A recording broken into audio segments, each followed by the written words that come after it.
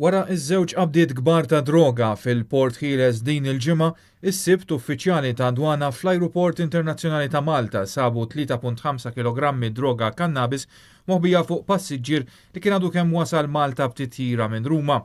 Id-droga jidher li kienet intiża għas-suq lokali. L-uffiċjali ta' dwana kienu qed jagħmlu tfittxijiet fuq numru ta' passiġġieri li waslu mill-ajruport ta' Ciampino.